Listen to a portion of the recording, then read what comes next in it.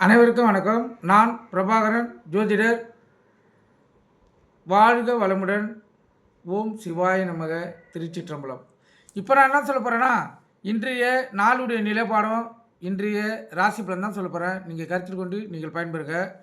விஸ்வாசி ஆனி 22, இன்று ஞாயிற்றுக்கிழமை, ஆங்கில வருடம் ஜூலை 6, 2025. இன்று முகரம் பண்டிகை கொண்டாடப்படுகிறது. அதே போல் இன்று ஏகாதசி, கீழ் நோக்கி நாள். கருத்தில் கொள்ளுங்கள். நட்சத்திரம் இன்று முழுவதும் விசாகம். திதி இன்று இரவு 10:15 வரை ஏகாதசி, பின்பு துவாதசி. யோகம் இன்று மரண யோகம், இன்று முழுவதும் மரண யோகம். சந்திராச நட்சத்திரம் ரேவதி, அஸ்வினி. சந்திராச ராசி மீனம், மேசம். சந்திராசனை பொறுத்த மட்டும் ராசியை 50% பாதிக்கும், நட்சத்திரத்தை 90% பாதிக்கும். அதனால் இன்று மீன ராசி, மீன லக்கணம், மேச ராசி, மேச லக்கணம் இன்று மிகவும் கவனமாக இருங்க. வண்டி வாணிச்சலுக்குள்ளே கவனமாக செல்லுங்க. போக்குவரத்து விதிமுறைகளை கடைபிடித்து செல்லுங்க. எக்காரத்தை கொண்டும் வண்டியை இயக்கி கொண்டு மொபைல் ஃபோனில் பேசக்கூடாது. வண்டி எடுக்கக்குள்ளே அனைத்தும் சரியாக தான் பாருங்கள். முக்கியமாக பிரேக் பிடித்தா பார்த்துட்டு வண்டியை எடுங்க. ஏன்னா கண்டிப்பாக சந்திராசனம் அது வேலையை ஏதாவது ஒரு வேலையை காட்டும். அதே போல் இன்று தொலைதூரம் பயணம் யாராவது செல்ல வேண்டியது இருந்துச்சுன்னா அவங்க உங்களுடைய உடைமைகளை அனைத்து எடுத்துக்கினா பாருங்கள். அதே போல் கொஞ்சம் முன்னாடியே கிளம்புனீங்கன்னா நீங்கள் பாதுகாப்பாக போய் சேரலாம். என்னை பொறுத்த மட்டும் சந்திராசனம் இருக்கக்குள்ள தொலைதூர பயணத்தெல்லாம் தவிர்க்கணும். ஏன்னா இந்த விபத்துகள், அகால மரணங்கள் இதெல்லாம் ஏற்படுறதுக்கு சந்திராசனம் தான் காரணம். கருத்தில் கொள்ளுங்கள். ஏன்னா அவங்களுக்கு தெரியாது இது நம்மளுக்கு சந்திராசனம் இருந்துச்சுன்னு. இப்போ ஒரு ஜாதகத்தில் இப்போ ஒரு 5 பேர் போகிறாங்க வச்சுங்க ஒரு காரில். ஒருத்தவங்களுக்கு ஜாதகத்தில் சந்திராசனம் இருந்து அவங்க ஜாதக கட்டத்தில் ராகு அந்த நாளில் சந்திரனுடன் தொடர்பு ஏற்பட்டால் அவங்களுக்கு அகால மரணத்தை ஏற்படுத்தி கொடுத்துரும். அவங்க கூட சேர்ந்து செல்கிறவங்களும் பலியாடுவாங்க. கருத்தில் கொள்ளுங்கள். முழுக்க முழுக்க அந்த சந்திராசனம் தான் மிகவும் முக்கியம். கருத்தில் கொள்ளுங்கள். அதனால் சந்திராசனம் இருக்கக்குள்ளே தொலைதூரத்து பயணத்தை தவிர்ப்பது நல்லது. ஏன்னா முக்கியமான சூழ்நிலையில் போய் தான் ஆகணும், ஒன்றும் பண்ண முடியாது. அது உங்கள் இஷ்ட தெய்வத்தை குல தெய்வத்தை வணங்கிட்டு செல்லுங்க. ஆனால் எங்கன்னா சுற்றுலா செல்வது, உல்லாச பயணம் செல்வது அது போல் இருந்துச்சுன்னா நீங்கள் புக் பண்ணும் தேதிகளில் உங்களுக்கு சந்திராசம் இருக்குதான்னு பார்த்துட்டு நீங்கள் முடிவெடுத்தீங்கன்னா உங்களுக்கு பாதுகாப்பாக இருக்கும். நீங்களே பார்த்துருக்கீங்க, எத்தனையோ பேர் கோயிலுக்கு போகிறேன், சுற்றுலா போகிறேன்னு படகு கவுந்து விபத்தாகி ஆக்சிடெண்ட் ஆகி இந்த பாதிப்பெல்லாம் ஏற்படுத்திடும். இதுக்கு மிக மிக முக்கியம் சந்திராசனம் தான். கருத்தில் கொள்ளுங்கள். சந்திராசனம் கண்டிப்பாக அது வேலையை செய்யும். அதனால் உங்களை நீங்கள் காத்துக்கொள்ளுங்கள். நல்ல நேரம் காலை 7:45 to 8:45, மாலை 3:15 to 4:15. கௌரி நல்ல நேரம் காலை 10:45 11:45, மாலை 1:30 2:30. கௌரி நல்ல நேரத்தில் இந்த புதுமண தம்பதிகளுக்கு சாந்தி முகூர்த்தம் அமைத்தால் சிறப்பு. அதே போல் இந்த குழந்தை பாக்கி இல்லாதவங்க பயன்படுத்தினா சிறப்பு. திருமணம் தாமதம் தள்ளி போகிறவங்க இந்த கௌரி நேரத்தை பயன்படுத்தினா மிக சிறப்பான பலனை பெறலாம். அதே போல் லக்கணத்துக்கும் ராசிக்கும் குரு பகவான் கோச்சார அடிப்படையில் குரு பலன் வந்துருச்சுன்னா அந்த ஜாதகங்களுக்கு கண்டிப்பாக திருமணம் நடக்கும். கருத்தில் கொள்ளுங்கள். லக்கணம், ராசி, லக்னாதிபதி இவங்க தொடர்பு கோச்சார அடிப்படையில் குரு பகவான் பார்த்தாருன்னா கண்டிப்பாக அவங்களுக்கு திருமணம் நடக்கும், திருமணம் ஆகாதவங்களுக்கு. அதே போல் ஜாதக அடிப்படையில் குரு புத்தி எப்போ நடக்கிறதோ அப்போது பெண்ணுக்கு திருமணம் நடக்கும். அதே போல் சுக்கிர புத்தி ஆணுக்கு எப்போ வருகிறதோ அப்போது ஆணுக்கு திருமணம் நடக்கும். கருத்தில் கொள்ளுங்கள். இதெல்லாம் நடைமுறை வாழ்க்கையில் பொருந்தக்கூடியது. உங்களுடைய ஜாதகத்தையும் உங்களுடைய மனைவியுடைய ஜாதகத்தையும் எடுத்து பாருங்கள். கண்டிப்பாக ஆணாக இருந்தால் உங்களுக்கு சுக்கிரபதியில் தான் திருமணம் நடந்திருக்கும். இப்போ எடுத்துக்காட்டு ராகு திசை நடக்குதுன்னா அந்த ராகு திசையில் சுக்கிரபதியில் தான், ஏன்னா சுக்கிரபதின்றது ஒரு 2.25 வருடம் நடக்கக்கூடியது. அந்த சுக்கிரபதியில் தான் ஆண்மகனுக்கு திருமணம் நடந்திருக்கும். பெண்ணாக இருந்துச்சுன்னா குருபதியில் தான் அவங்களுக்கு திருமணம் நடந்திருக்கும். இது காலங்காலமாக ஜாதகத்தை கணித்து வரக்கூடிய அமைப்பு. நீங்கள் கருத்தில் கொள்ளுங்கள். கண்டிப்பாக அந்த சூழ்நிலை தான் ஒரு ஆணுக்கும் பெண்ணுக்கும் திருமணம் நடக்கும். இப்போ குரு பலன் அது பொது பலன் திருமணம் நடக்கிறது. அப்படி பொது பலன் திருமணம் நடக்கக்குள்ள பார்த்தனா கூட ஆணுக்கு சுக்கிரனும் பெண்ணுக்கு குரு, அந்த புத்தி இல்லை அந்தரங்கம் இல்லை தசை, இது ஏதாச்சும் அதில் சம்மந்தப்பட்டிருக்கும்.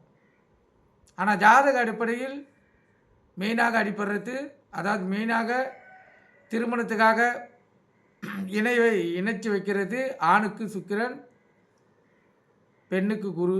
இந்த புத்தியில் தான் அவங்களுக்கு கண்டிப்பாக திருமணம் நடந்திருக்கும். நீங்கள் வேணால் உங்களுடைய ஜாதக அமைப்பை எடுத்து பார்த்தீங்கன்னா உங்களுக்கு தெரியும். கருத்தில் கொள்ளுங்கள்.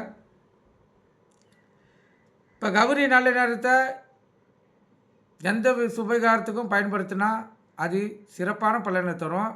ஏன்னா இது ஆதி காலத்திலிருந்து வரக்கூடிய நல்ல நேரம். திருக்கணிதம் உற்பத்தி ஆகிறதுக்கு முன்னாடியே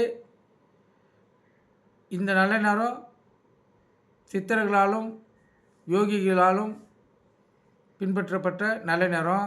அரசர்களும் இந்த நல்ல நேரத்தை பார்த்து தான் படையெடுப்பாங்க, வாழ்க்கையில் வெற்றியும் பெறுவாங்க. கருத்தில் கொள்ளுங்கள்.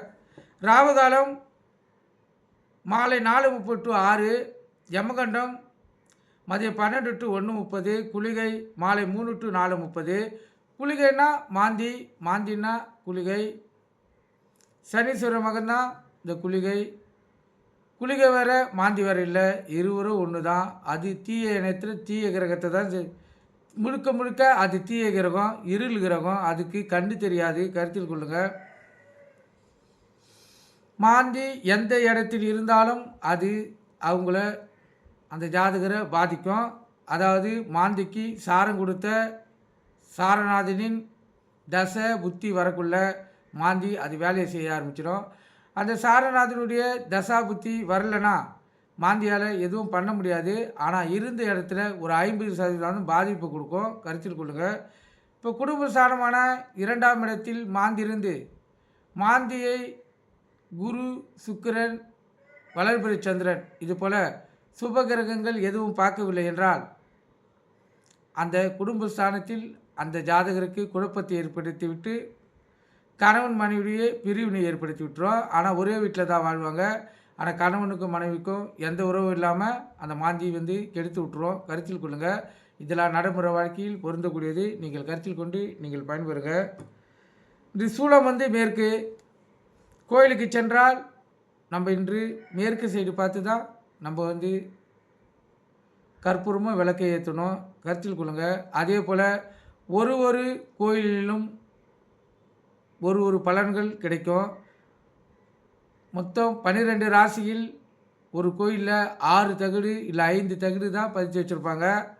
அந்த தகடு எந்த ராசிக்குரியதோ அந்த ராசிக்காரர்கள் அந்த கோயிலில் போய் வணங்கினா அவங்களுடைய கோரிக்கைகள் நிறைவேற்றப்படும்.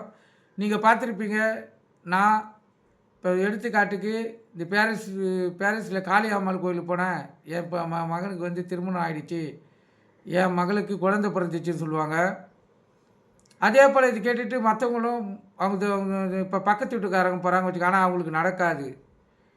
ஏன்னா அந்த இடத்தில் எந்த ராசியுடைய தகடு பதிக்கப்பட்டு இருக்குதோ அந்த ராசிக்கு மட்டுமே அது நடைபெறும். கருத்தில் கொள்ளுங்கள். ஒரு கோயிலிலும் கண்டிப்பாக தகடு பதிக்கப்பட்டிருக்கும். 5 இல்லை 6 அந்த ராசிக்கு ஏற்றாப்போல் அவங்களுடைய வேலை நடக்கும். அதே போல் கோயிலுக்குள்ளே செல்லக்குள்ளே கீழே படிக்கட்டாட போட்டிருப்பாங்க. அங்கே தான் அந்த தகுடியே பதிக்கப்பட்டிருக்கும்.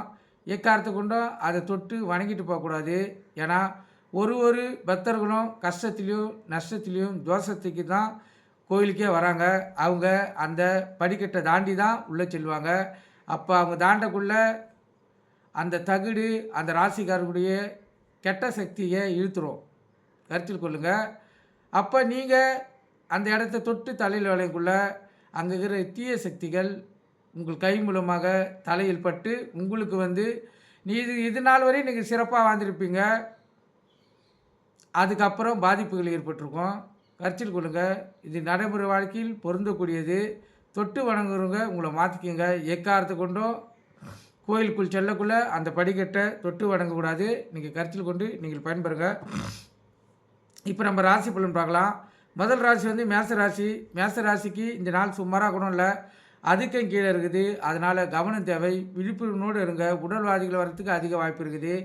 கணவன் மனைவியே பிரச்சனை வர்றதுக்கும் அதிக வாய்ப்பு இருக்குது. அதனால் நீங்கள் இன்று மிகவும் விழிப்புணர்வோடு இருந்து உங்களை நீங்கள் தற்காத்து கொள்ளுங்கள்.